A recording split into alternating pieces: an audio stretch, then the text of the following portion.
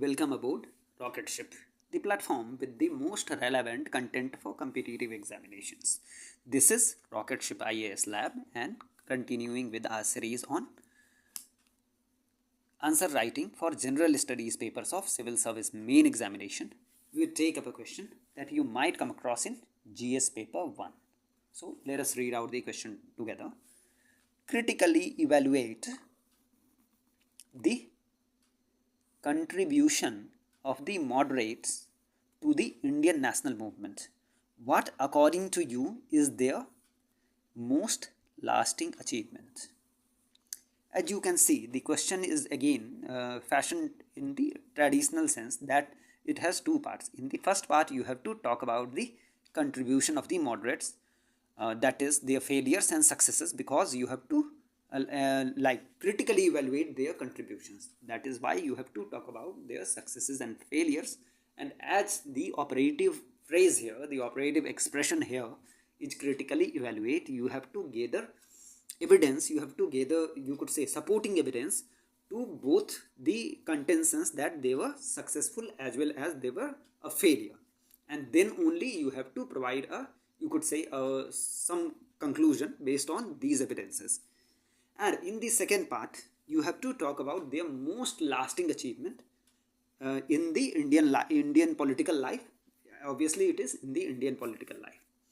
So how we introduce this answer? Actually, as it is a question in history, it would be apt, it would be appropriate to go into the historical background of the moderate political ideology. And the convention is the tradition of liberal, moderate political voice that is often traced back to Raja Ram Mohan Roy around the 1830s. Liberal, moderate political voice that is often traced back to Raja Ram Mohan Roy in the 1830s. Actually, it's a convention that says that from Raja Ram Mohan Roy starts the starts the tradition of liberal, moderate political voice in India. Attained maturity in the post-revolt period, that is after 1857. In the interim, that is in the time being, in the meantime, much had changed politically. Most impactful being the end of company rule and affirmation of British sovereignty over India. You are certainly aware that by the Treaty of Allahabad, we would repeat it, by the Treaty of Allahabad 1858, which was signed in the aftermath of the 1857 revolt, India's sovereignty was transferred from the company rule to directly under the British crown. That is, India came under the British crown directly. The moderate phase of Indian national movement evolved in this period and gathered esteem. It gathered esteem as a reaction to Lytton's reaction and the racially charged environment of the Ilbert Bill controversy of around 1883-84. Obviously, we are mostly aware that it is as a reaction to Lytton's reactionary policies, Lytton's mostly racist as well as politically reactionary policies, that the Indian national movement, it gathered pace. It was also due to the mostly racially colored controversy surrounding the Ilbert Bill controversy.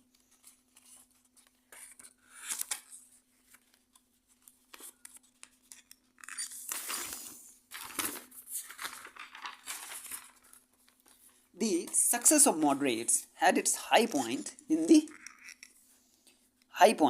founding of the Indian National Congress in the year 1885. We are not arguing against this. The moderates adopted as the agenda greater representation of Indians in legislature and administration. Again, we can say that these two, that greater representation should be provided to Indians in the legislative councils as well as Indianization of the administration. We would repeat it. These two items could be said to be the pillars of the moderate political agenda. The two items were, first, greater representation to Indians in the legislative councils, and second, it was Indianization of the administration. They employed the methods of constitutional agitation, summarized in the three P's of prayer, petition, and protest. Almost every here would be equally comfortable with the idea that the political program of the moderates was based on the three P's of prayer, petition, and protest. Now, despite their initial enthusiasm, we are talking about their failures. They had limited success. We are saying that they had limited success. Why we can say that their success was limited? First, they could not extract any meaningful concessions, as the Council Act of 1892 shows in British refusal to democratize. What actually happened? They had great hopes. They had actually imposed great hopes in the 1892 Councils Act that the British would eventually actually democratize the Indian administration, the Indian lawmaking actually. But they failed in this task of convincing the British. What the British actually did, they actually enlarged the councils, they expanded the councils. But the thing is, most of the members were to be elected by the British rulers themselves, by the administration itself. So again, you could say the Indians, the genuine Indian representatives, did not get much place in the legislative councils. They became unwitting accessories to British policy of divide et impera, that is, divide and rule, as they split with the extremists at Surat in 1907 shows. Again, most of us would be aware of this point, that the extremists were much less flexible and they were better mobilized than the moderates. So what the British did, they played the moderates against the extremists and vice versa. And unfortunately, the moderates could not see through their schemes, through the schemes of the British of dividing Indians, and they fell for it. And the result was the Surat split of 1907, which you are well aware that it led to, you could say, a lull in the Indian national movement. Now, with a decidedly middle class agenda, failed to co-opt the masses. But this was, again, we are being, you could say, we have to be understanding to our forefathers that this is perhaps they wanted to avoid a class conflict so early in the movement. Again, if they were to start taking up issues particular to classes, for example, the peasants and so many other classes, it would have essentially led to a division in the national movement. Now, but there is no gainsaying the contributions moderates made. We are not denying that the yeoman contributions that they made. What were their contributions? First, they devised the program and agenda of peaceful agitation. Again, we can understand that this was one of their major contributions, that they not only devised the agenda but as well as the program, as well as mechanism of peaceful agitation through their constitutional agitational means of the three P's, as we have just discussed. And again, as we would see later, it was to inspire the Gandhian phase to the entire non-violent, peaceful, constitutional, agitational means were to inspire the Gandhian phase 2. They created a political organization, which you know that it was the Indian National Congress, which was to helm the Indian national movement in the post-moderate period as well. They sowed actually sowing seeds of a constitutional democracy based on liberty, equality, and political representation. You can actually contrast this with the experience of other nations. Many countries actually had to wage violent revolutionary struggles to get their freedom. India's case is slightly different. Our freedom was attained from mostly peaceful means. With exceptions, we can say that India achieved its freedom through mostly non-violent and peaceful means. And we can say with confidence that India has not fared worse than the countries which had their revolutions Actually, India had a continued streak of an unbreakable streak of democracy, unlike many countries far and wide and actually in its neighborhood. And moreover, India's achievement in most of the fields can be compared quite well with other countries, which even had some violent revolutions. And obviously, India has mostly showed a commitment to liberty, equality, and political representation. As we are just talking about that the moderates talked about greater political representation. They had a commitment to liberty too, as we would see later that they wanted to affirm the ideas like the freedom of opinion, especially the freedom of the press. They provided a and actually they provided an economic critique of colonialism. They showed conclusively, they demonstrated conclusively that the only aim of the colonial system, only aim of colonialism was exploiting India economically. So we know of the concepts like drain of wealth and other things through which the British colonial rule exploited India and mostly you could say bled it dry. So actually it was argued that at that point of time that being a superior civilization, as they argued, being a superior civilization, the British would civilize Indians too, as was called their civilizing missions, civilizing mission of colonialism. But the moderates conclusively showed that rather than having a noble aim of civilizing India, the colonial system had only one objective, that is exploiting India economically. That could be called the greatest moral, you could say, argument against the colonial system, against the colonial rule. Then they spread awareness through many means. For example, they ran their presses, they published so many newspapers and other means. Taking up these points in detail, the program of peaceful agitation they devised served as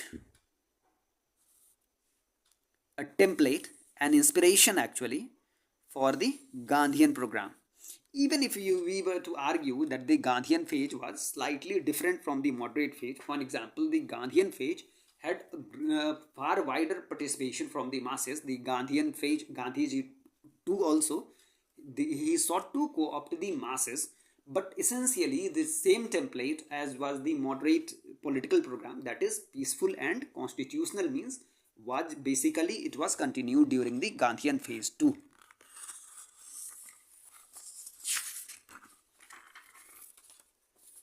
Now, their work culminated in the creation of the Indian National Congress, the instrument that steered the movement to its objective of liberation. Again, there is no arguing with this.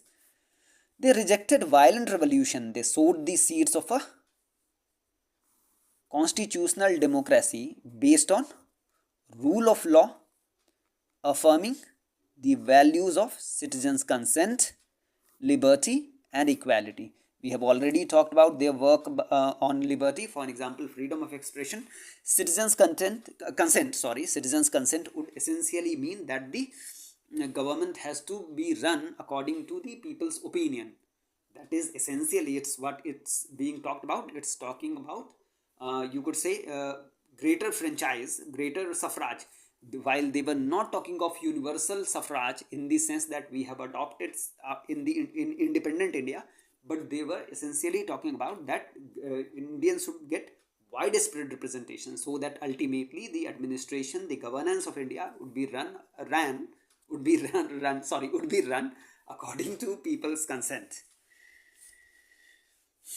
Then, their economic critique of colonialism explicated in the works of Justice M.G. Ranade, Nauroji, that is Dadabhai Nauroji, whose work Drain of Wealth is well known, and Ramesh Chandra Datta, whose literature, whose work, The Economic History of India in the Victorian Age, also explicates this point that the colonial rule was essentially economically exploitative and it led to drain of wealth from India. And others was a conclusive moral rejection of purported benefits of British rule. So whatever benefits were being talked about, They were far less than the actual economic drain that India had to face.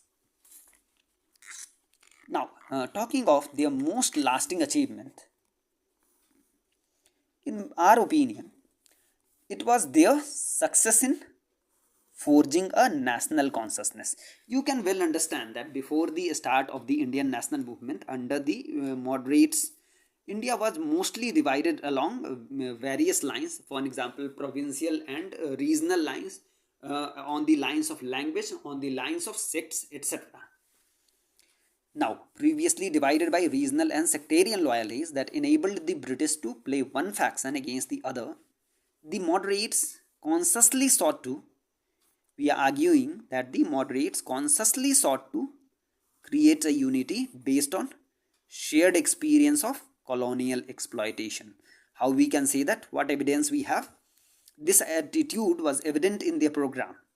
The Congress sessions were held in rotation every year in different provinces, actually, not states. Those days, the term province was in fashion. The president had to be from outside the province where the session was being held. So you can understand that they had this commitment of a India-wide political program. That is why they sought to rotate a Congress session from one state to another. And there was this very important stipulation that the president of that session must be from the state where this session was being conducted. So you can see their commitment to national unity.